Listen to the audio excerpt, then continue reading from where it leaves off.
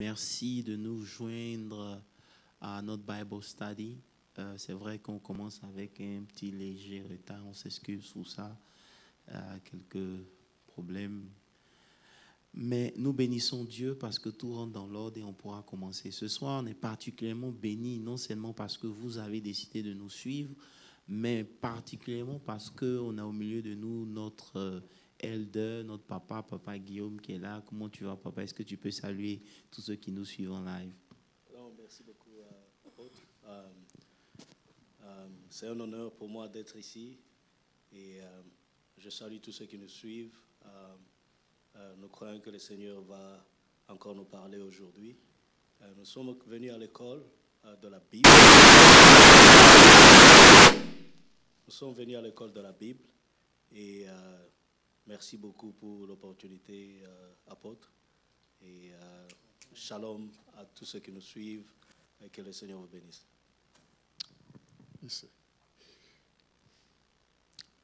Nous bénissons le Seigneur pour ce temps qu'il nous accorde encore ce soir. Et nous bénissons votre vie, peuple de Dieu. Que l'Éternel Dieu, dans sa grâce, vous bénisse tous. Comme vous avez suivi le dimanche avec le bishop, nous avons entamé la clôture, sinon une conclusion partielle de ce que nous avons intitulé le Game of Life. Donc ce soir, vous serez encore richement bénis parce que l'orateur est là, il est présent parmi nous. Et nous allons lui soumettre nos différentes questions, nos différentes interrogations. Amen. Et nous pensons que l'Esprit de Dieu est à l'œuvre pour nous aider. Amen. Merci, Pasteur Moses. Bonsoir. Merci à Papa Guillaume. Je rappelle encore, Papa Guillaume est un des anciens de l'Église, il est responsable de la sécurité ici. Et il est responsable particulièrement des restrictions de Covid et tout. Donc, avec lui, on essaie. Mais nous bénissons Dieu. Et avant de commencer, on va juste confier ce moment au Seigneur. Je vais prier. Éternel des armées, toi qui fais toutes choses bonnes en son temps, nous te bénissons parce que dans ton plan, tu permets que la révélation nous parvienne à des moments décisifs de nos vies. Afin que, Seigneur, avec cette lumière puisse éclairer notre sentier et nous donner d'aller de gloire en gloire. Ce soir, nous voulons t'inviter, qu'il ne s'agisse pas des normes, qu'il s'agisse de toi. Amen. Seigneur, pour tous ceux qui vont nous suivre, prendre le temps d'écouter, qui sortent d'ici avec un plus. Qui sortent d'ici avec un plus, Seigneur. Bénis-les, souviens-toi de chacun d'entre eux. Seigneur, nous te confions ce moment, que l'esprit de la révélation vienne et que, Seigneur, les interrogations que nous avons puissent trouver réponse au pied de ta parole. Dans le nom de Jésus, nous avons prié. Amen. Amen. Amen, amen. Je veux encore vous saluer. Je veux aussi, ma pensée va vers le pasteur Landry qui malheureusement ne se sent pas bien ce soir. On prie que le Seigneur te restaure dans le nom de Jésus. Amen. Amen. Amen. Voilà, donc dimanche, comme nous l'avions vu, on ne peut pas finir de parler de la vie. Parce que la vie est un mystère qu'il faut vivre. La vie, ce n'est pas quelque chose qu'on peut expliquer. C'est ça. Donc, plus on vit, plus on apprend, plus on découvre. Mais bon, à cause des temps et des saisons, arrivé à un certain moment, il faut savoir bloquer. Donc, dimanche, en quelque sorte, c'était peut-être le dernier message sur cette série qui certainement reviendra l'année prochaine. Amen. Avec Amen. encore plus de révélations. Amen. Amen. Voilà, j'aimerais simplement préciser que la raison essentielle du Game of Life, c'était pour réduire le gap qu'il y avait entre ce que Dieu dit dans sa parole nous concernant et ce que nous expérimentions. Ça veut dire qu'on a vu qu'aujourd'hui, les gens se moquent de la vie chrétienne à cause de ce qu'ils disent qu'on fait beaucoup de bruit, on produit moins de résultats. C'est ça. Alors que nous savons qu'il n'y a pas meilleure vie qu'en Christ. Amen. Celui Amen. qui a le Fils a la vie. Amen. Celui qui n'a pas le Fils n'a pas la vie. Amen. Donc, on ne peut plus permettre à ce que les gens se moquent de notre vie chrétienne, disent que nous fassions du bruit sans produit. Et c'est dans ce but-là que nous avons voulu prendre le temps de comprendre les mystères qui se rattachent à la vie chrétienne. Parce qu'il y a beaucoup de mystères que beaucoup d'enfants de Dieu n'ont pas comprises, et un mystère, ils n'ont pas compris, et qui font que on se pose beaucoup de questions. Ouais, Si vous voyez, au fur et à mesure qu'on avance, la frustration grandit. exact. Parce que de façon générale, papa, hein, lorsque une vie ne produit pas des résultats, la frustration s'installe. Ça, c'est vrai. Et beaucoup de chrétiens sont dans la frustration à cause du peu de résultats. Mais qu'est-ce qui empêche ces résultats? Donc c'était ça l'orientation qui nous a poussés pour comprendre les lois qui régissent même la vie que Dieu nous a donnée. Oui. Et c'est un peu de ça qu'on a parlé, tout. Pasteur Moses, je ne sais pas si tu as des éclaircissements à faire parce que voilà quoi. Bon, je crois que vous avez tout dit. Effectivement, la vie nous pousse à nous poser pas mal de questions. Quand nous regardons le psaume 73, David le dit dans ce psaume. Il dit, pourquoi est-ce que les méchants prospèrent et pourquoi est-ce que les fils de Dieu sont frustrés? Et quand nous regardons Ecclésiaste, Salomon à son tour dit, il y a une chose de bizarre qu'il a vue sur la terre, c'est que les princes sont à pied, à terre, ils marchent à pied et les esclaves sont à chevaux. Donc, vous voyez, même Jérémie aussi, au chapitre 12 de son livre, il pose la même question à Dieu. Il dit, Dieu, tu me connais, tu connais ma loyauté vis-à-vis de toi. Tu connais très bien mon service dans ton église, hein, au milieu de ton peuple. Mais malgré tout ça, on voit les méchants qui prospèrent et les enfants de Dieu qui souffrent. Donc cela nous amène à nous poser pas mal de questions. Et comme vous l'avez dit, ces questions-là, il faut les situer dans leur contexte pour comprendre que la vie que nous menons sur terre a des principes. Et si nous voulons réussir dans la vie, nous devons aussi suivre ces principes-là. Amen. Merci en tout cas, pasteur. Et si vous nous suivez, on est en train de faire juste un récap de tout ce qu'on a vu concernant le Game of Life. Notre texte de base était Jérémie 1, le verset, à partir du verset 1er jusqu'au verset 12. Mais dimanche particulièrement, on s'est attardé sur le verset 5. C'est ça. Voilà, donc je profite en même temps pour dire que si vous avez des questions, des interrogations, vous pouvez nous écrire sur le Facebook et on va essayer de répondre à ces questions-là du mieux qu'on peut. Il dit, avant que tu ne fusses formé dans le sein de ta mère, je te connaissais, et avant que tu ne fusses sorti de son sein, je t'avais consacré. Et je t'avais établi prophète des nations. Yeah. Et ici, on voit que Dieu est en train de rappeler à Jérémie, la première des choses, c'est que son existence n'a pas commencé avec ses parents. C'est ça. Jérémie existe parce que Dieu a un dessein à accomplir. Exactement. Donc, avec le dessein que Dieu a accompli, Dieu maintenant l'a consacré, il a mis tout ce dont Jérémie a besoin pour exercer sa mission, celle d'être prophète des nations. Et on a dit que découvrir son purpose dans la vie est la chose la plus importante. Papa Guillaume, qu'est-ce que vous en pensez? Oui, apôtre, cela est vraiment vrai. Et le test là de Jérémie, c'est un texte qui a beaucoup de révélations. Tout à fait. Amen. Et souvent, même nous les chrétiens, aujourd'hui, notre langage qui vient de notre façon de penser, notre langage, nous nous identifions de là où nous venons. C'est ça. Soit nos sociétés, nos pays, nos villages ou nos parents. Alors que avant même que le Seigneur ne nous forme dans le ventre de nos parents, le Seigneur nous connaissait déjà. Amen. Ça, pour moi, ça c'est une grande révélation. C'est une révolution même en moi-même. Amen. Le Seigneur me connaissait avant même qu'il me formasse dans le ventre de ma mère. Avant même qu'il me sortasse du ventre de ma mère, il nous avait déjà consacrés. Amen. C'est-à-dire, nous avions déjà cette onction sur nous. Exactement. Et il nous avait déjà établi dans le territoire où nous devrions être et dans la mission que nous devons pour accomplir sa mission. Accomplir notre mission ici sur Terre.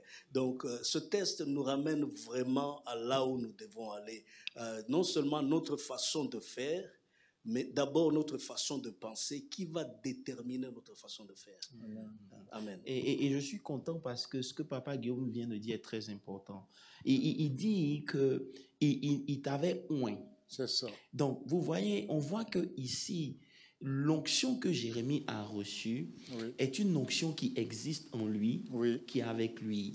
Mais il y a des conditions qui empêchent cette onction-là d'opérer dans la vie de Jérémie. Et ça me ramène aussi à l'histoire de la veuve qui avait perdu son mari. La réalité ici, au travers de ce test, on voit ici que le problème n'est pas du côté de Dieu. C'est ça. Dieu, avant de nous emmener sur la terre, a déjà veillé à ce qu'on ait toutes les conditions nécessaires pour réussir notre mission sur la terre. Amen. Mais au travers de l'échange de Jérémie avec Dieu, on se rend compte que le problème, c'est un problème de conception, de nos origines. Mais au-delà de ça ici, il dit, je t'avais consacré. Ça veut dire que nous tous qui sommes enfants de Dieu, nous sommes loin déjà de Dieu. Amen. Mais le vrai problème, ce n'est pas un problème d'huile. C'est un problème de vase. Vous comprenez? Aussi longtemps que l'huile qui était dans la maison du prophète restait dans ce petit vase-là, lui ne pouvait pas produire. Donc ici, on voit que Dieu rappelle à Jérémie que tu n'as pas un problème d'onction, tu n'as pas un problème d'appel, tu as un problème de développer ton mind. Tu dois borrow des vases, tu dois agrandir ta conception de qui tu es, tu dois comprendre le purpose de ta vie, tu dois savoir que comment moi je fonctionne en fait. C'est un peu ça. On voit que beaucoup de chrétiens ont une des grâces exceptionnelles dans le spirituel. Et la Bible dit qu'il nous a bénis de toutes sortes de bénédictions dans les lieux célestes. Ça veut dire que spirituellement, on a ce qu'il faut. Mais comment transporter ce qui est spirituel dans le naturel? Et c'est là où beaucoup parmi nous échouent. Parce qu'on n'a pas compris que Dieu travaille avec notre conception. C'est pour ça qu'il dit à Jérémie, ne dis pas. Parce que papa Guillaume a déjà brossé les origines et tout. Donc il dit la première des choses quand il finit de révéler à Jérémie son purpose, il commence par dire au verset 6, Jérémie dit, ah Seigneur, je répondis, Seigneur, voici, je ne sais point parler car je suis un enfant. Et Dieu le reprend vite au verset 7. Il dit, ne dis pas que je suis un enfant. Pourquoi? Parce que peu importe ce que vous devez être, vos paroles jouent un rôle dans l'accomplissement de votre destinée. Amen. Pasteur Moses, c'est ce que vous pouvez dire par rapport à ça? Oui, c'est assez clair et je crois que nos frères et sœurs nous comprennent, ceux qui nous suivent en ce moment. Effectivement, on a vu beaucoup de personnes dans la Bible, les paroles les a suivies et a plus ou moins jeté le trouble sur leur vie. Et il est clair que quand Dieu nous dit « ne dis pas », c'est parce que la parole en elle-même est créatrice. Et Dieu nous a créés à son image et à sa ressemblance, ce qui fait que nous avons cette habilité-là que Dieu nous a donnée de recréer aussi les choses par nos paroles. Vous prenez le cas d'Ésaü. Ésaü disait à son frère Jacob, dit, mais que ferais-je avec mon droit d'aînesse si je mourais? Il vaut mieux pour moi manger plutôt que d'avoir le droit d'aînesse et puis mourir de faim. Et la Bible dit qu'il a méprisé là son droit d'aînesse. Mais quand nous arrivons dans Hébreu, dans le livre d'Hébreu, je crois le chapitre 12, verset 15, par là, il dit quelque chose de très intéressant. Il dit, Ésaü, malgré toutes ses larmes, il n'a pas pu racheter ce qu'il avait dit à son temps. Donc nous voyons là que quand Dieu nous reprend de ne pas dire, c'est dans notre propre intérêt. Jephthé a dit, il dit, Seigneur, la première chose qu'il me racontera au retour de la bataille, je vais le sacrifier en toi. C'est sa fille qui est venue. Et c'est sa fille qui vient l'accueillir.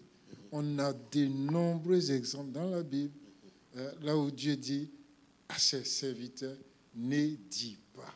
Parce que ce que tu dis aujourd'hui va te condamner demain. Et beaucoup d'enfants de Dieu aujourd'hui ne comprennent pas.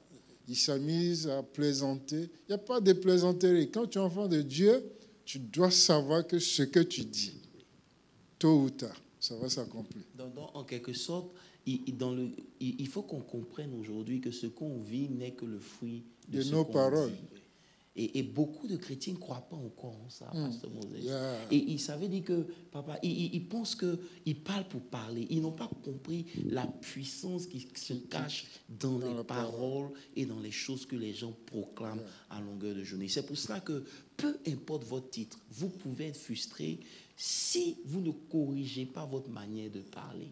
C'est pour cela que quand vous allez lire au verset 9, je crois, Dieu dit, et le Seigneur toucha sa bouche et il a mis ses paroles maintenant dans ma bouche. Vous avez dit, maintenant le Seigneur me reprogramme à pouvoir maintenant dire ce que lui, Dieu, il dit. Est-ce que vous comprenez un peu? Donc en tant qu'enfant de Dieu, on ne comprend pas que l'onction qu'on a besoin de vase. Tu comprends? En quelque sorte, ce que je veux dire pour ceux qui nous suivent, l'invitation dans la vie chrétienne, être chrétien, c'est une invitation à manifester les choses de Dieu. Amen. La Bible dit dans le livre de Jean 15, je crois à partir du verset 8, que Dieu prend plaisir à ce que nous portions du fruit. Ça veut dire que lorsque nos fruits sont manifestes, c'est là que Dieu est glorifié. Amen. Vous comprenez? Et la Bible continue pour dire que par vos paroles, vous serez justifiés, par vos paroles, vous serez condamnés. Ça veut dire que souvent, on produit les fruits basés sur les paroles que nous confessons. Et jusqu'à présent, j'ai l'impression que l'Église n'a pas encore compris la puissance des paroles. Amen. Mais s'il y a un peuple que je respecte pour ça, c'est les Nigériens. Ils ne jouent pas avec les paroles, même pour plaisanter, papa. Je ne sais pas si tu as remarqué, même dans une plaisanterie, comme un jour le bishop Talena disait qu'ils étaient montés dans un ascenseur, et puis il y a un homme qui est monté, et puis ils ont demandé, are you going down? Il dit, I will never go down. Amen. I will never go down. Mais tu es dans l'ascenseur, on s'en va. Il dit, non, I will never go down. Parce que l'esprit qui l'a animé en ce moment-là l'a mené à dire une parole contre ce que l'autre a déclaré. Parce que souvent, nous croisons les gens dans les rues, tu ne sais pas qui est qui. Ça peut être un esprit envoyé juste pour te déprogrammer ou pour changer ta journée. Tu te réveilles bien le matin et quelqu'un t'appelle, il dit « Ah, j'ai fait un mauvais rêve sur toi ». Automatiquement, dans ta tête, c'est mélangé. C'est le moment de prendre autorité et dire au nom de Jésus, je condamne ça. Et Dieu révèle pour racheter. Donc, toute âme forgée contre moi dans le secret, Dieu me le révèle dans mes rêves ou bien dans le rêve d'autrui. C'est juste pour que je prenne conscience qu'il y a un danger autour. Mais Dieu est fidèle pour me délivrer. Donc, je ne serai jamais la proie de l'ennemi, au nom de Jésus. Au nom de Jésus. Également toi qui me regardes, tu ne seras pas la proie du diable en ces fins d'année-là, au nom de Jésus. Pasteur, en tout cas, merci. Tu deviens ce que tu dis. Tu déclares. Et beaucoup de chrétiens, mais pasteur Moses, pour toucher un peu une parenthèse, parce qu'il y a l'impression que Jean-Yves se pose un peu des questions. S'il y a des gens qui déclarent le plus, c'est nous. C'est les chrétiens. Mais qu'est-ce qui manque en fait dans nos déclarations en fait? Parce qu'on parle et on a parlé de la puissance de la parole. Juste une parenthèse, n'est-ce pas? On a dit que nos paroles déterminent notre futur. Mais vous comprenez que dans l'église où nous sommes, beaucoup de gens, comme on appelle ça, déclarent des paroles. En fin d'année, c'est bientôt la fin de l'année, on va rentrer dans la nouvelle année. Beaucoup de proclamations vont être faites. Mais pourquoi on ne voit pas ces fruits-là, Papa Guillaume, selon toi? Juste par curiosité. Hein. Apôtre, la plupart des chrétiens ne croient même pas à ce qu'ils disent, ne croient même pas à leur identité. Dieu a déjà, comme nous avons vu dans Jérémie, Dieu a déjà fait pour nous. Il nous a déjà consacrés, il nous a déjà établis. Mais nous ne croyons pas. Et il y a ce combat qui continue dans le cœur des enfants de Dieu. Si nous voyons, nous allons un peu en nombre, le peuple de Dieu, ils ont vu des prodiges, mais 40 jours seulement à entrer dans la terre promise. Ils ont envoyé des éclaireurs, les 12 qui sont partis, parmi eux Josué et Caleb, et ils retournent, ils font le rapport, et le peuple commence à chahuter. Le peuple dit non, nous ne pouvons pas aller là-bas. Et voici comment le Seigneur a dit. Ça, c'est le peuple de Dieu. Le peuple élu de Dieu. Le Seigneur a dit, je vous ferai selon que vous avez dit. Et les conséquences, on a vu les conséquences. Maintenant, de 40 jours, ils ont fait 40 ans pour aller. Mais Josué et Caleb, ce sont des personnages qui m'ont beaucoup marqué. Et ils étaient animés d'un esprit supérieur. Oui. Ils ont dit non. Josué a dit, Caleb a dit, dans verset 31, 13, chapitre 13, verset 31, et Caleb fit taire le peuple devant Moïse et dit, montons hardiment et prenons possession du pays.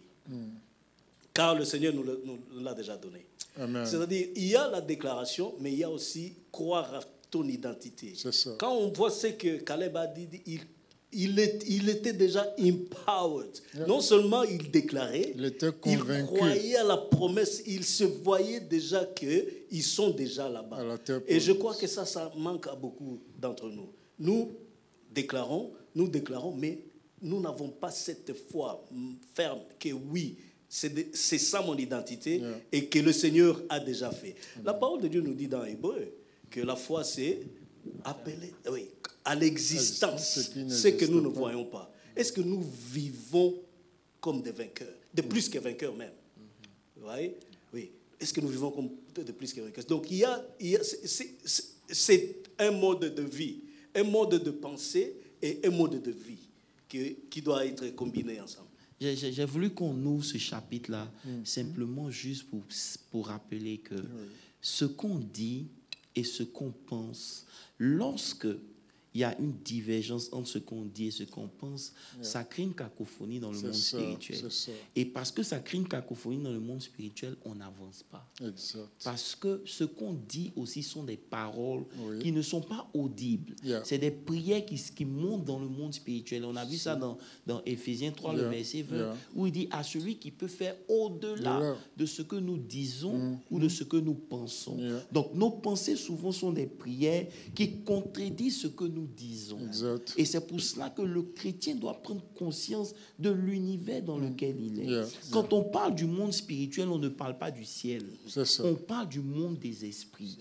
Le monde des esprits est vaste. C'est une réalité. C'est une atmosphère. C'est plus réalité que le physique. Voilà. Et c'est pour ça que beaucoup même d'hommes de Dieu comme nous sommes encore frustrés. Pourquoi? Parce qu'on n'a pas encore compris comment les choses fonctionnent. Vous ne pouvez pas vivre au-delà de ce que vous dites. C'est pour ça que quand Caleb a dit allons-y, on va avec Dieu, a dit c'est les deux qui ont parlé, il sera fait selon ce qu'ils ont dit. C'est ça. Donc il croyait fermement qu'avec Dieu c'était possible. Et c'est pour cela que Dieu, malgré qu'il a oint un Jérémie, il veut d'abord lui rappeler qui il est en fait. Comprendre que Dieu existe en dehors de ta petite vie.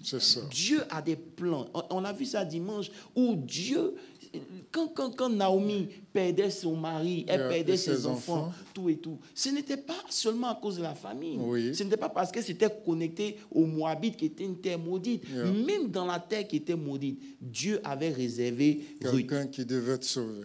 Dieu avait réservé quelqu'un qui devait sauver. Donc, le plan de Dieu pour que Naomi se retrouve là-bas, c'était simplement pour que Ruth vienne, que Ruth rencontre comment il s'appelle comment il s'appelle Non, Boaz. Et que Boaz donne naissance au grand-père de David et que le grand-père David fasse le père et que maintenant David vienne. Pour que les nations aussi soient ancrées en Christ, soient ancrées, établies dans le royaume de David. Donc Dieu a des plans pour chacun d'entre nous. Lorsque nous comprenons que nous n'existons pas parce que nous voulons, ça fait déjà la différence. Et c'est ça qui produit la foi. Maintenant, le vrai problème dans nos confessions, c'est que beaucoup de gens qui ne comprennent pas que la parole obéit à des principes, ces principes-là doivent être exercés avec un sacrifice. Je vais m'expliquer. Beaucoup de gens, pasteur Moses, disent « Oh Dieu, rends-moi riche. » On est d'accord? Prenons l'exemple de la richesse parce que Jean aime bien ça. Donc, ils veulent devenir riches, n'est-ce pas? Maintenant, Dieu va dire « Puisque tu veux devenir riche, donne-moi l'argent que tu as dans ton compte. » Quand vous voyez un homme prospérer, hein, vous devez comprendre qu'il prospère au prix de son sacrifice. C'est ça. Pourquoi? Parce que toi, tu veux que Dieu te bénisse avec 10 millions. Yeah. Donc, quand Dieu va te bénir avec 10 millions, il va utiliser quelqu'un qui va obéir, lui, à Dieu. C'est ça. Tu vois, par exemple, Oui, pour te donner les 10 millions. From nowhere, il va venir pour dire, Dieu m'a dit de te bénir. Tu comprends? Amen. Maintenant, Dieu aussi, il va te tester. Maintenant, toi, tu ne peux pas donner 1 million. Tu comprends? Tu ne peux pas obéir, tu ne peux pas faire le sacrifice. Et maintenant, tu veux que Dieu utilise quelqu'un d'autre qui, lui, peut-être n'aura pas de problème à faire sortir 10 millions de son compte. C'est ça. Donc, vous comprenez qu'ici, beaucoup de chrétiens ne payent pas le prix qui sont rattachés même aux confessions. C'est ça. C'est ça. Parce que quand tu dis que je suis heureux, ça ne veut pas dire qu'il n'y aura pas de vent et marée contre toi. C'est ça. Mais tu dois payer le prix de cela pour dire que peu importe ce que je vois, je ne laisserai rien venir me voler ma joie. C'est un choix, c'est une décision, c'est un sacrifice. Et c'est ça qui fait que nos paroles sont vides. Parce que, on n'obéit pas, elles ne sont pas libérées selon le dessein qu'on a, parce qu'on va arriver là, on n'a pas encore touché le dessin. Mais il y a un sacrifice qui accompagne tout ce qu'on fait avec Dieu. Il y a un prix à payer. Beaucoup de gens disent, oh, je veux l'onction de tel. Mais l'onction de tel de Jérémie, là, il a dit, c'est une onction où tu n'auras pas peur. C'est ça. Parce que quand il finit de lui dire là, il dit, ne dis pas que tu es un enfant. Je vais t'envoyer. Mais non, tu ne vas pas choisir là où Dieu t'envoie. Tu comprends un peu pas, Papa Guillaume? Parce que cette onction que Jérémie a reçue, c'est pour aller là où les gens ne croient pas. Parce que quand vous étudiez l'histoire de Jérémie, il devait ramener les cœurs à Dieu. C'est pour ça qu'ils sont partis même en captivité. Exactement. Tu comprends un peu? Donc, ce n'était pas un petit challenge pour Jérémie. Donc, aujourd'hui, dire que je veux l'onction de Benny Hill, je veux l'onction de T.D. Jakes, c'est bon. Mais est-ce que tu peux payer le prix de T.D. Jakes pour arriver là où il est? Si tu comprends un peu. Donc, toutes nos paroles sont vides parce qu'on les libère. Mais quand il s'agit de payer le prix pour que cette parole s'accomplisse dans le temps, c'est là que beaucoup de gens font défaut. Jean-Yves, tu en as des questions? Oui, une question. OK. Et c'était basé sur Jérémie 1, verset 17. OK. Jérémie 1, 17. Oui. Et toi, Saint-Terrain, lève-toi et dis-leur tout ce que je t'ordonnerai. Ne tremble pas en leur présence de peur que je ne te fasse trembler devant eux. Est-ce donc une raison pour laquelle ceux qui ont peur n'arrivent pas ou sont toujours frustrés? Les chrétiens qui ne font pas, c'est vrai qu'ils ne parlent pas, mais le fait aussi de ne pas agir comme Dieu demande, est-ce la raison pour laquelle le trouble, ils ont des problèmes dans leur propre vie? Jean-Yves, pour répondre à cette question, laissez-moi vous ramener à Noé. OK? Quand on prend l'histoire de Noé, il n'a jamais plu. Oui. Aujourd'hui, nous, on a la Bible pour savoir qu'il y a des choses qui ont existé.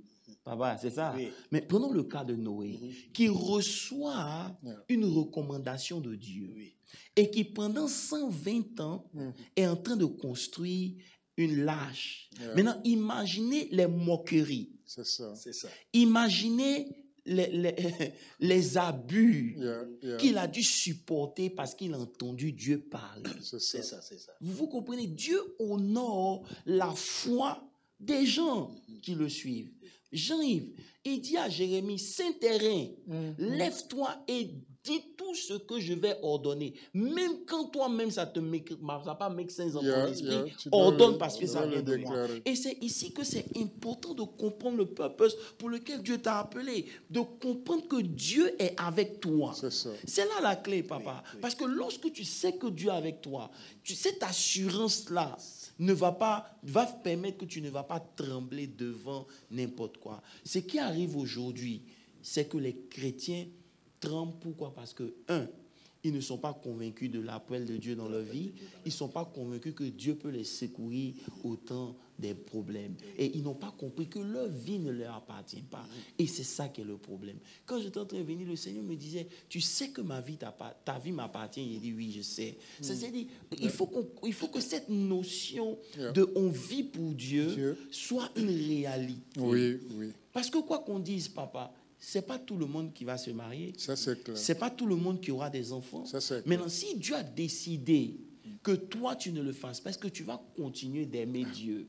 Et on a vu le cas de Jérémie. De Dieu Jérémie. lui dit, C'est ça. tu ne te marieras point, parce que dans cette vie, tu n'auras point d'enfant. Oui. Et il est resté célibataire à vie. Comme vous venez de le dire. Et le Seigneur nous exhorte en disant quoi? Il dit, recherchez premièrement C'est ça. le royaume des cieux et sa justice. Et sa justice. Et le reste, je vous le donnerai. Et on a vu dans l'exemple de Salomon, Salomon a recherché cette justice, Dieu lui a donné tout. Et, apôtre, pendant que vous parliez, mon esprit était en train d'aller au miracle que Jésus a accompli. Tous les miracles que Jésus a accomplis, l'homme a apporté quelque chose. Yeah. Et moi, je me posais la question, je me dis, tiens, Jésus ne pouvait pas faire ces miracles sans qu'on amène les miettes de pain. Jésus ne pouvait pas faire ces miracles sans qu'on amène les jarres. Les petits poissons, de- ouais, les jarres d'eau. Oui. Et puis je suis allé même, j'ai dit, mais la veuve, la petite huile que la veuve avait. Donc, il y a une part de l'homme. C'est comme un enseignement que Jésus nous donnait. Il y a la part que vous devez. Tout à fait. Oui.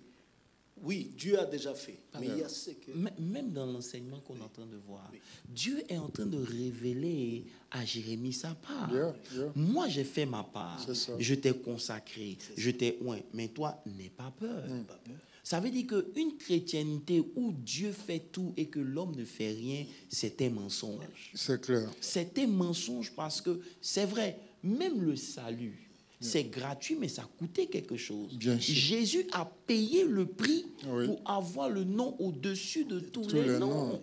Il aurait pu, il dit, s'il te plaît, enlève cette coupe. Mais non pas ma volonté, Ouais. ta volonté. C'est ça. Ça veut dire qu'aujourd'hui, en plus de tout ce qu'on est en train de dire, les chrétiens ne sont pas prêts à payer le prix pour réussir. Papa, tu vas mettre un chrétien dans une compagnie, il va penser qu'il est à l'église. Non. Ça veut dire que sa manière de servir Dieu à l'église, là, si elle n'est pas excellente, Yeah. il va la Ouais. transposer dans son travail. C'est ça. Travail. Est-ce que vous comprenez un peu? Et ça fait un mauvais témoignage pour l'Église. Dieu va donner une vision à quelqu'un. Très peu vont se lever tôt pour réaliser cette C'est ça. vision. C'est ça. Tu comprends Oui. ça? Le prix qui est rattaché à ce que tu veux accomplir va te demander de ne pas être confortable là où tu es. Oui, oui. Mais beaucoup de chrétiens ont peu de résultats. Pourquoi? Parce que en plus de ce que Dieu a dit, Dieu dit à Jérémie, ne les crains point. Et je t'ai dit que je t'ai consacré. C'est ça. Maintenant, veille sur tes paroles, Yeah, Jérémie. yeah. Tes paroles peuvent être le premier blocage à ce qui est en toi-même. C'est ça. Parce que telles sont les pensées d'un homme, tel est est sa l'homme vie. lui-même.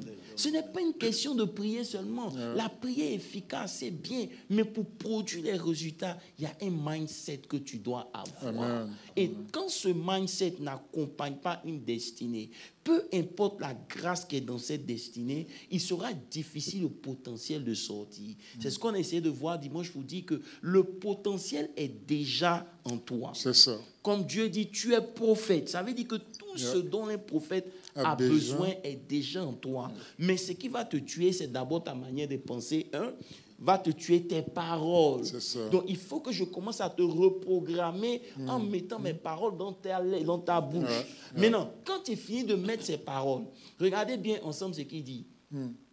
Je crois que je suis au verset 10. Il dit, regarde. Il dit d'abord, regarde. Yeah. Il dit, regarde. Yeah. Je t'établis aujourd'hui. Parce que je t'ai oint. C'est ça. Tu dois comprendre que j'étais déjà établi Yeah.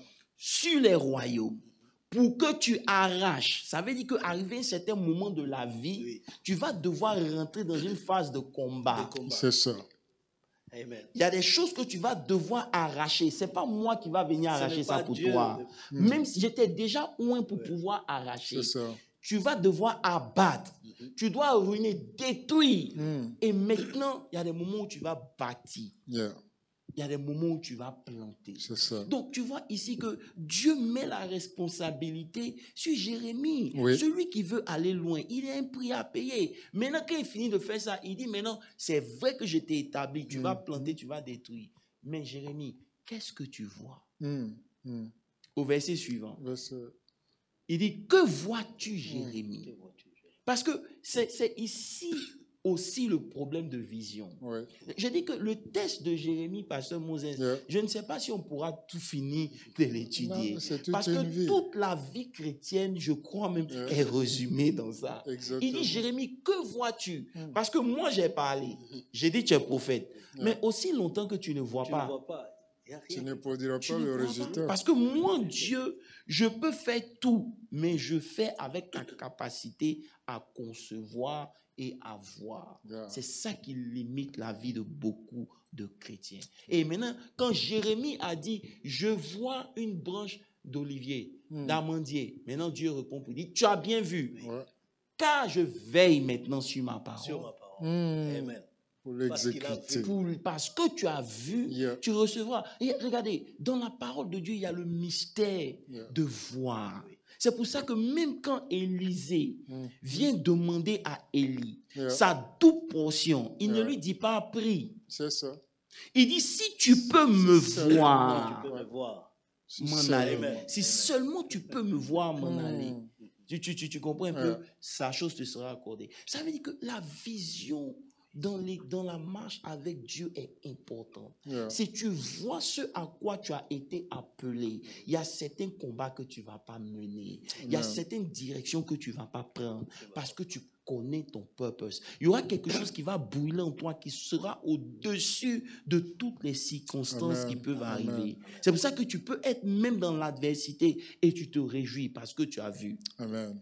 C'est ça aujourd'hui l'un des problèmes que nous avons. Et Jérémie, dans ce texte-là, Dieu touche à tout. Il dit, que vois-tu? 2021 arrive. Que vois-tu? Tu vas voir que 2020 était difficile. C'est ton problème. Et il te sera fait en fonction de ce que tu as vu, ce que tu as perdu. Est-ce que c'est assez puissant pour t'empêcher de rentrer dans ce qui est devant toi? C'est pour ça que Dieu n'a pas permis qu'on ait des yeux en arrière. C'est ça. Pour que le passé ne nous attire pas. Exact. Et c'est pour ça que Paul dit, s'il y a une chose que je fais, et c'est devenu mon verset préféré, il dit, s'il y a une chose que je fais, donc c'est dans... Philippiens 3, verset 13. 13-14. Philippiens 3, il dit, frère, je ne pense pas l'avoir saisi, mais je fais une chose. Ça veut dire que de façon continuelle, je fais une chose. Oubliant ce qui est arrivé, les bontés de l'Éternel se renouvellent chaque matin. Il faut être disposé pour les saisir. Ça n'a pas marché hier, ça ne veut pas dire que ça ne marchera pas demain. Il faut avoir le courage de te lever et de croire que Dieu est capable de le faire aujourd'hui. Amen. Amen. Oui, effectivement, Dieu est assez clair dans ce texte-là. Et quand je vois que même il dit à Jérémie, il dit, voici, je rendrai ton front dur comme le diamant. Ils te combattront, mais ils ne te vaincront pas. Dieu a donné toute l'assurance nécessaire. Depuis le verset 8, il a commencé à lui dire, ne les crains point, car je suis avec toi. Et nous avons l'habitude de le déclarer, mais sans... un des problèmes des chrétiens que je constate, c'est le manque de conviction. Parce qu'une parole sans la conviction, elle est nulle et sans effet. Et c'est pour cela que le Seigneur disait à certains groupes de Juifs, il dit, ce peuple-là m'honore du bout des lèvres, mais leur cœur est éloigné de moi. Pasteur Moses, parlant de conviction, j'étais en train de méditer et je suis reparti encore sur le premier miracle des apôtres dans Actes. Acte 3. Et quand vous lisez Acte 3, le verset 14. Acte 3, le verset 14. Rapidement, Acte 3, verset Acte 4 du moins. C'est 4 du moins. Acte 4. Je veux montrer quelque chose. Il dit, Parce que ici vous devez savoir qu'ils ont fait un miracle Oui, et les gens ont commencé à donner leur vie au Seigneur. ça. Et les sacrificateurs, anciens, les anciens se sont les levés, les accusés, les ont ont mis en prison. Oui. Et Pierre a parlé, il a expliqué les choses et tout. Et maintenant la Bible dit, lorsqu'il vit l'assurance de Pierre et de Jean, il fut étonné, sachant que c'était des gens sans instruction. Ça veut dire que, Pasteur Moses, quand on opère avec Dieu, il y a un level d'assurance qui doit nous accompagner. Amen. Ma prière pour nous, c'est qu'à la fin de ces études qu'on a vues, il faut que l'assurance, la foi que tu as en Dieu soit tellement ancrée et réelle que peu importe l'adversité que tu peux avoir, ça ne te freine pas à aller de l'avant. C'est-à-dire, l'assurance arrive à un niveau, Papa Guillaume, où ça devient visible. Ça veut dire que l'assurance même efface même tes manquements. L'assurance efface ton manque d'instruction. L'assurance fait que on se dit, mais il compte sur quoi pour aller? C'est une attitude qui domine la vie des gens de ce monde. Ils sont sûrs de leurs produits. La dernière fois, je discutais avec comment il s'appelle, avec l'ancien là, et puis je disais, mais comment IBM a refusé de prendre Microsoft? Pourquoi même? Tu comprends? Parce que quand Microsoft est venu pour dire, quand il est venu, Bill Gates travaillait, je crois ils étaient contrat, quelque chose comme ça. Il est venu les voir pour leur dire, voilà, le software, ils ont méprisé ça. Mais regardez, ils ont méprisé ça, mais le gars n'a pas abandonné. C'est-à-dire, il était tellement sûr de son produit qu'il a démissionné. C'est ça. Tu vois, l'assurance dont on parle, ce n'est pas l'église. C'est dehors. Quand tu te lèves le matin, quel esprit anime tes pensées? C'est-à-dire, l'assurance était, ils étaient, comme eux-mêmes, ils étaient étonnés. Tu dois arriver au niveau de ta confiance en Dieu concernant un certain nombre de choses.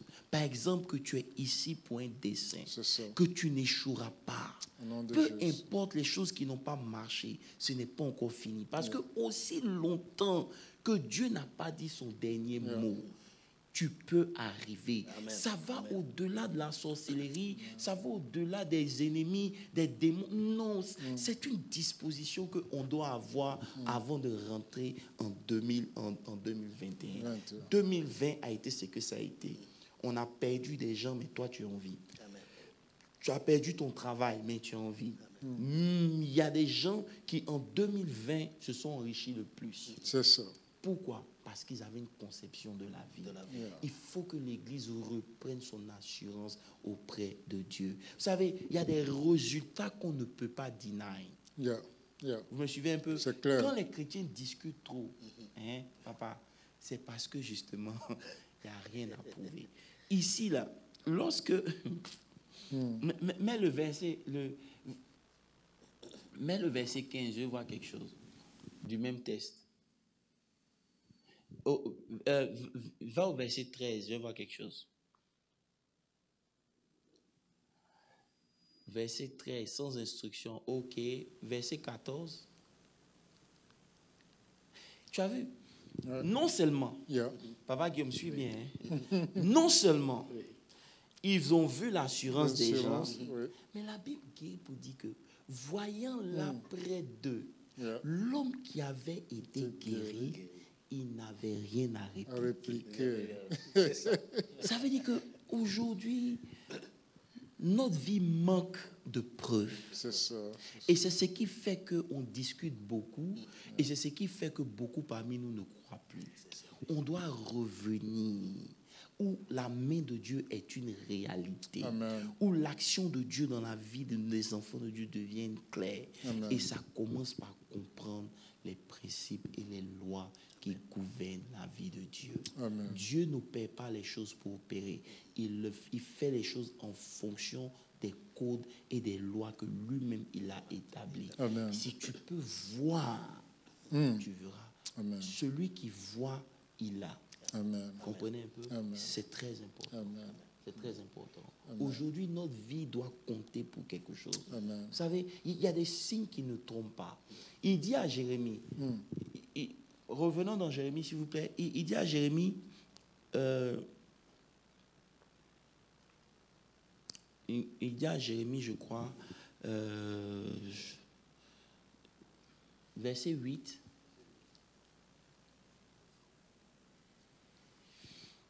et il dit, ne crains point, car je suis avec toi.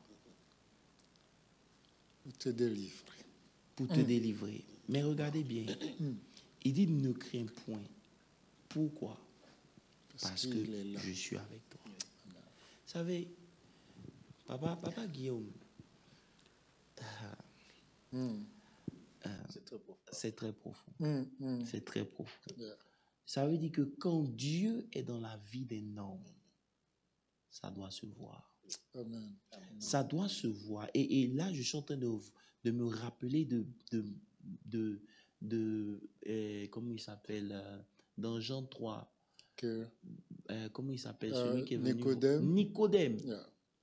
Nicodème. Yeah, il a fait une déclaration très puissante. Nicodème a fait une déclaration puissante. Papa Guillaume, c'est devenu ma prière. Yeah. Allons dans Jean 3, le verset 1er. Jean 3, le verset 1er.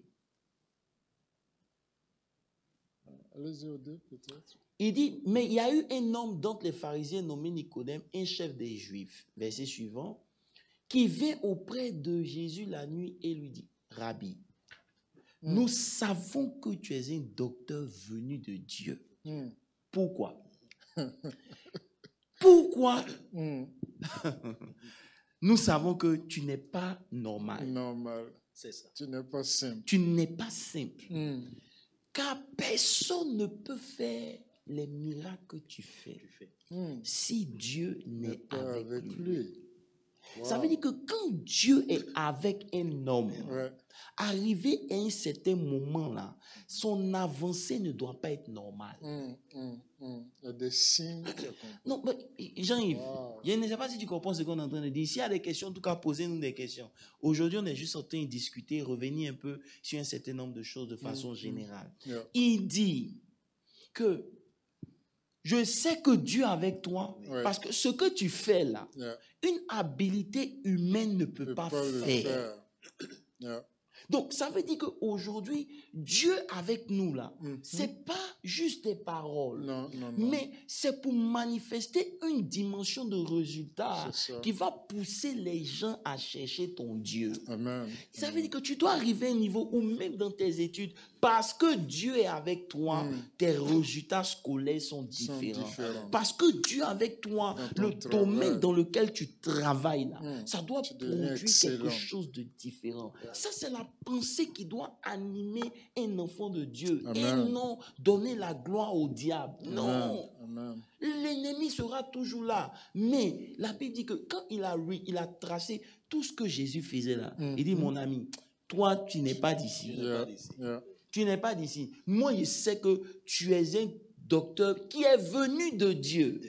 Ça veut dire que Dieu, dans la vie d'un homme, ça doit produire la différence. Amen. Ça doit produire des résultats au-delà de la norme. Amen. Et c'est là où nous sommes arrivés. C'est pour ça que souvent, on est frustré. Pourquoi? Parce que ce Dieu dont la Bible parle, on ne le manifeste pas sur la terre physique. Tu comprends un peu? Mais les chrétiens disent, Dieu est avec moi, Satan ne peut rien me faire. S'il est avec toi, on doit voir les résultats. C'est ça. On doit voir les résultats. Est-ce qu'on peut aller prendre un autre verset encore? Je veux vous provoquer. Je vais vous provoquer. Prenons le psaume 23. Okay. Le psaume 23, le verset 5. Il dit, tu dresses devant moi une table en face de mes adversaires. Tu oins ma tête et ma coupe déborde. Le désir de Dieu, c'est que ta coupe déborde, papa. Mais il ne oint pas ta main. Il oint ta tête. C'est la tête qui oint. Maintenant, si ta tête est oint là, ça doit se voir dans tes mains. Dans tes mains. Si ta tête est loin de Dieu, là, ça doit se voir dans tes résultats. L'onction sur ta vie, ce n'est pas pour chasser les démons, c'est pour produire des résultats hors normes. C'est ça. C'est ça. Pasteur Moses, je ne sais pas si tu peux dire quelque chose dessus. Oui. Ça me rappelle ce que disait Paul. Il dit, ma prédication n'est pas basée sur la philosophie des hommes ou la sagesse humaine. Mais en puissance et en démonstration. Donc cela est clairement établi que lorsque nous sommes avec Dieu, lorsque nous sommes en Dieu, nous produisons des résultats. C'est important. Nous produisons des résultats. Église, on est arrivé au temps où personne ne va mettre en doute ton Dieu quand ils vont regarder les résultats. Et je voulais juste ajouter ceci. Vous l'avez mentionné dimanche. Même les 70 sont partis. Mais parce que la présence de Dieu était avec eux, ils sont revenus avec des témoignages. Est-ce que je peux dire quelque chose, Pasteur Moses? Le Saint-Esprit n'était pas encore descendu. Juste la parole, Jésus a libéré pour dire, Jésus, allez-y. Vous savez, donc quand un homme est dans son assignment, sa coupe va forcément déborder. Ça produit des résultats. L'onction qui est sur sa vie va produire des résultats. Amen. Parce que Dieu n'a pas appelé Jérémie pour rien. Dieu avait un but à accomplir dans la vie de Jérémie. Dieu est tenu à ce que Jérémie puisse réaliser ce pourquoi il est venu. C'est comme toi et moi. Dieu a un but dans nos vies respectives. Il prend gloire et honneur lorsque nous atteignons nos objectifs. Amen. Mais qu'est-ce qui nous arrête? C'est la peur, l'inquiétude, le doute, le passé. Peu importe ce que c'est, je t'en prie. Pendant qu'on est en train de rentrer en 2021, deal avec ces choses maintenant. Parce qu'il faut que tu arrives à un niveau où la preuve que Dieu est avec toi, là, tu n'as pas besoin de dire, on voit. Ce n'est pas forcément le matériel, non. C'est les achievements. C'est ça. Comprenez un peu? Réussir va te... Mais si les païens réussissent sans Dieu... C'est que les enfants de Dieu n'ont pas d'excuses. Les enfants de Dieu. Parce que nous avons déjà la révélation. La parole de Dieu, c'est déjà notre révélation. Et c'est elle qui produit tout. C'est elle qui produit tout. Quand nous lisons la Bible, nous parcourons la Bible, nous voyons que Dieu a déjà fait. Il a déjà consacré. Il nous connaissait avant. Il nous a consacré, même établi. Établi. Mais établi pour régner. C'est ça. 1 Jean 5, verset 4. Dit, tous ceux qui sont nés de Dieu ont déjà triomphé du monde. Et là-dedans, qu'est-ce qui a triomphé du monde? La foi. Il faut croire à ce que Dieu a dit et manifester cela, vivre cela. Si nous continuons seulement en théorie, il n'y a rien qui va. C'est ça. C'est dit qu'aujourd'hui, l'enseignement est une bonne chose, mais c'est l'application de la connaissance. C'est-à-dire, la connaissance a de la valeur lorsqu'elle est appliquée. C'est ça. Aujourd'hui, beaucoup de chrétiens savent que Dieu peut faire, mais dans l'application, on ne voit pas pourquoi. Parce que dans nos confessions, on ne croit même pas que c'est possible.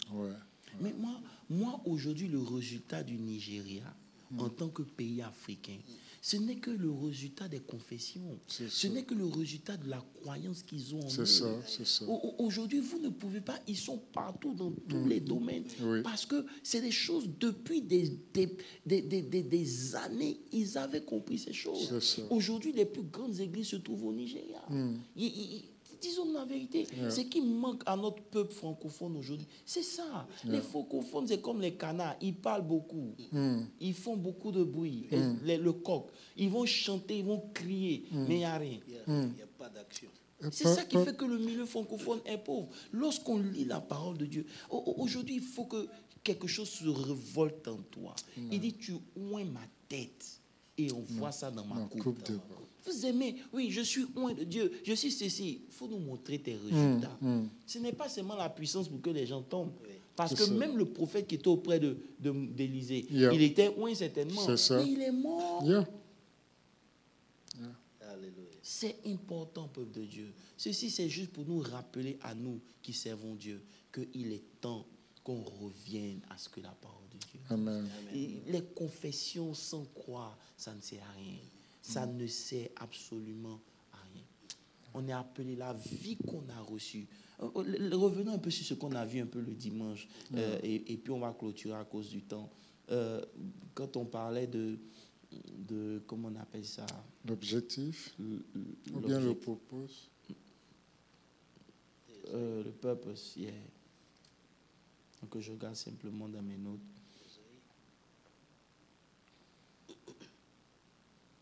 Voilà, c'est le temps. J'investe qu'il y a des questions. S'il n'y a pas de questions, on passe à autre chose. Ok, merci. Ça veut dire que les gens ont compris. C'est le plus important.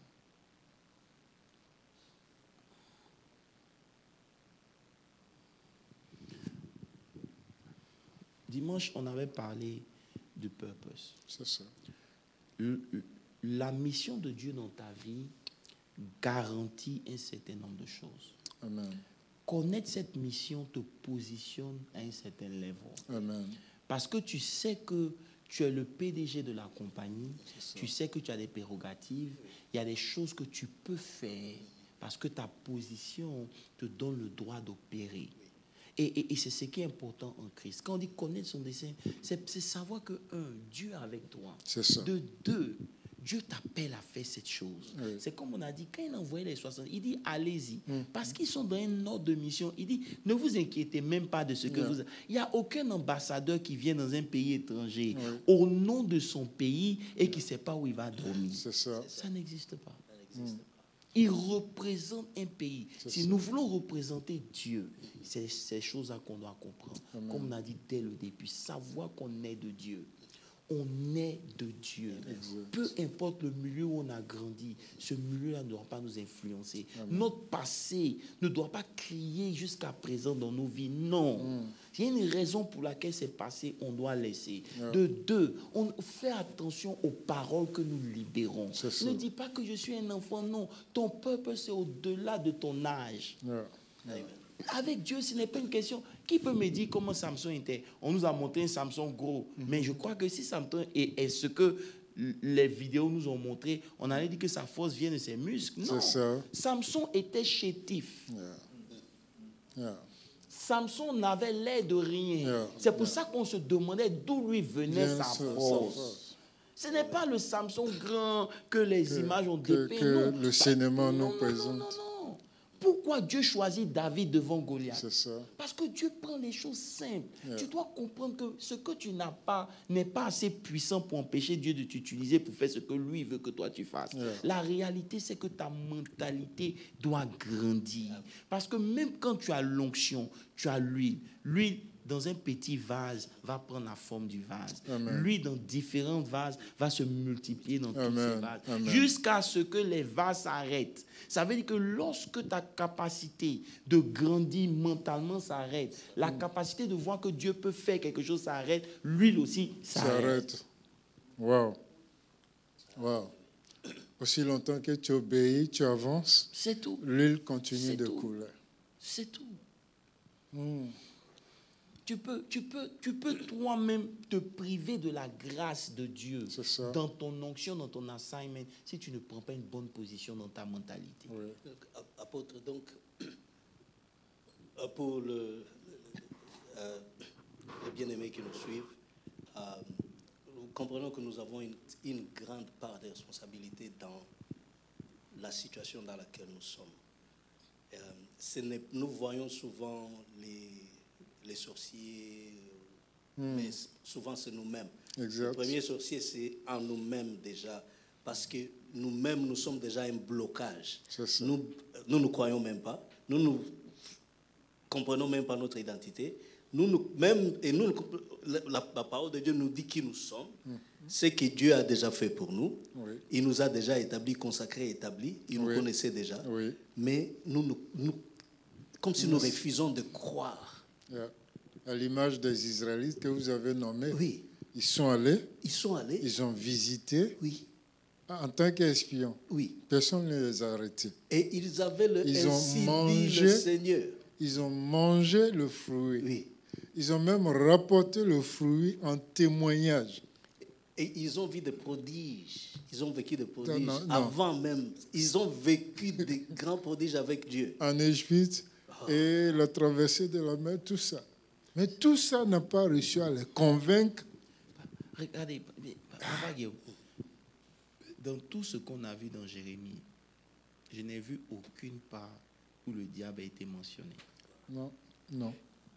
Il dit, je vais t'envoyer vers les gens. Parce que non seulement tu vas aller vers les riches, ils sont mines, ils sont méchants. Si tu as peur des hommes, je vais te faire trembler devant eux. C'est clair. C'est-à-dire que celui qui veut marcher avec Dieu doit comprendre qu'un homme reste un homme. C'est ça. Peu importe sa position dans la société. Exact. Ça ne veut pas dire que tu ne dois pas respecter les autorités, mais tu dois comprendre que quand tu es en mission, Dieu est avec toi. Amen. Et parce que Dieu est avec toi, il n'y a rien qui soit plus grand que Dieu. C'est ça. C'est tout. C'est pour ça que Dieu, il prend les choses viles pour confondre les choses qui ont de la valeur. Pour nous faire comprendre qu'avec Dieu, c'est quoi qu'il est avec toi qui est le plus important. Comment des jeunes peuvent se mettre devant Nebuchadnezzar et puis lui parler comme ça? C'est parce qu'ils savaient que Dieu était avec eux. C'est ça. Amen. Je veux qu'on rentre dans cette nouvelle année avec la ferme conviction que Dieu ne se trompe pas. Il fait ce qu'il veut quand il veut. Amen. Mais Dieu planifie tout, même les moindres détails de nos vies. Dieu a ça sous son contrôle. Pas de hasard chez Il Dieu. n'y a pas de hasard dans la main, dans la vie avec Dieu. Il y a pas. Et derrière même la chance même n'existe même pas même dans le langage hébreu. Pourquoi? Dans la Torah, ça n'existe pas. Parce qu'il n'y a pas de hasard. chance. Dieu planifie ta vie assez. Si tu es en France, aux États-Unis, peu importe là où tu es, En Afrique. en Afrique, tu peux voyager. Il y a beaucoup de gens qui ont voyagé aussi, les portes ne sont pas ouvertes. Pourquoi? Parce que ce n'est pas ici, ils doivent être.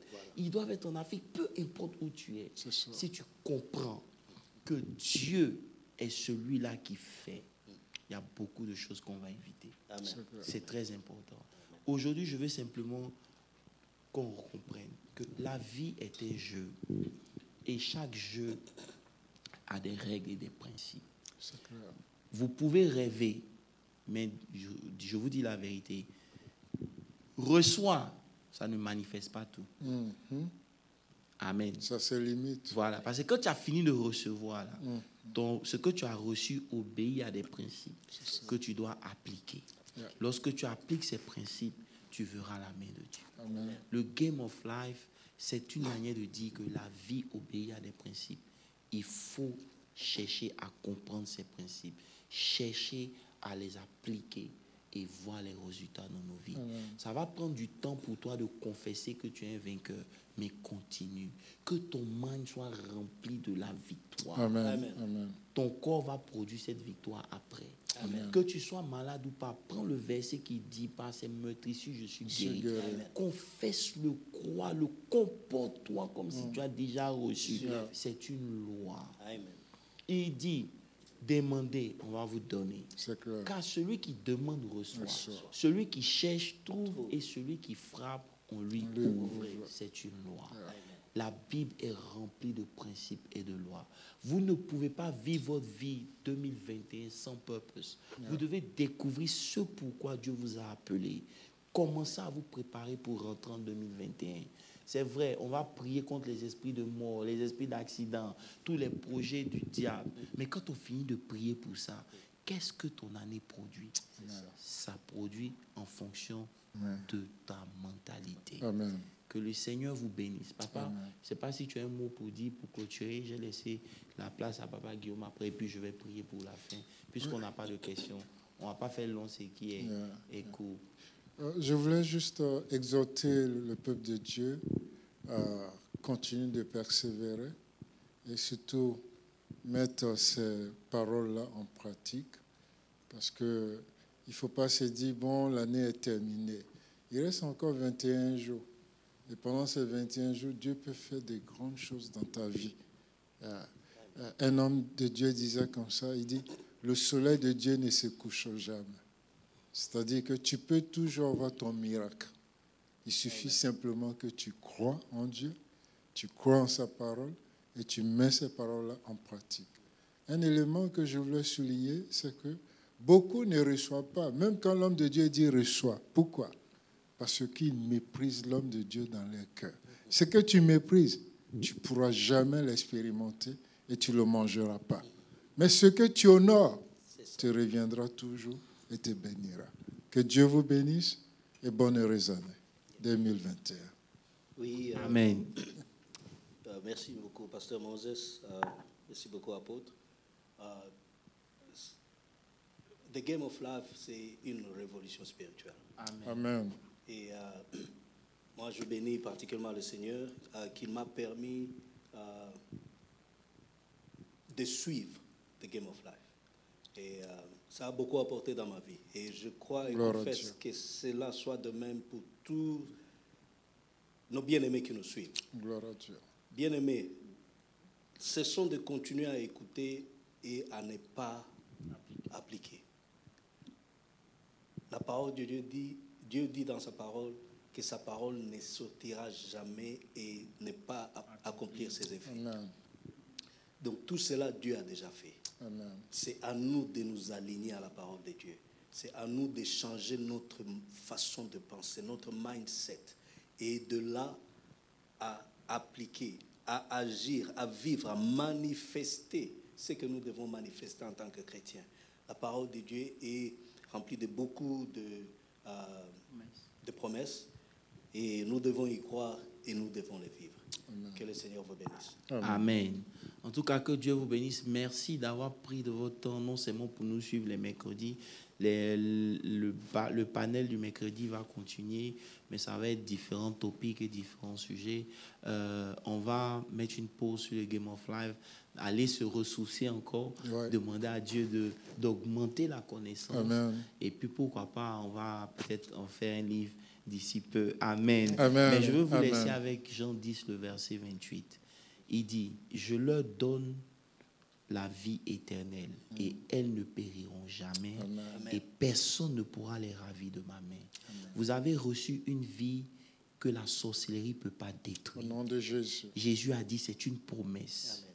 Il dit, je leur ai donné la vie éternelle et elles ne périront jamais. Personne ne pourra les ravir de mes mains. Aucun homme ne peut te détruire. Yes. Tu es en possession d'une vie qui n'est pas commune. Amen. Tu es le produit de la parole de Dieu. La parole de Dieu n'est pas, comment on appelle ça, ne peut être détruite. Comme papa a dit, elle ne peut sortir sans accomplir ce pourquoi elle a été envoyée. Et cette vie-là, tu vas pouvoir la manifester quand tu vas comprendre pourquoi tu es là dans le plan de Dieu. Parce que lorsque tu épouses ton divin assignment, tu vis dans une vie de purpose et il y a beaucoup de choses qui ne vont pas t'arriver. Parce que l'ennemi sait que tu sais qui tu es. Amen. Il sait que tu sais où tu t'en vas. Yes. Il y a des choses qui se font simplement lorsqu'on est dans son appel. Parce qu'on transporte la grâce et l'onction de celui qui vous a appelé Amen. Et qui vous a accompagné. Amen. Donc, découvrez ce pourquoi vous êtes là. Tout le monde n'est pas appelé à être pasteur, mais la vie que tu as reçue de Dieu doit produire des choses là où tu es. Amen. Des preuves palpables, comme on l'a déjà vu. Il a dit, on sait que tu viens de Dieu parce que personne ne fait le travail que toi tu fais si ce n'est pas une force supérieure. Que cela soit dit dans ton travail, Amen. Dans tes relations, Amen. Dans ton ministère, dans Amen. Tout ce que tu fais, Amen. Qu'on sache, paye le prix de ton appel. Amen. Parce que pour toute grande destinée, il y a un prix à payer. Beaucoup de gens veulent, mais lorsqu'il s'agit maintenant de venir avec le sacrifice qu'il faut, ils fuient. Je vous encourage. Si votre vision est grande, payez le prix. Amen. Et que 2021 ne soit pas une année qui va passer. Non.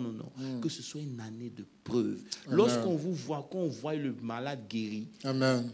Que ce texte de Actes vous anime toute l'année 2021. Il dit que quand ils ont vu l'assurance, ça c'est un.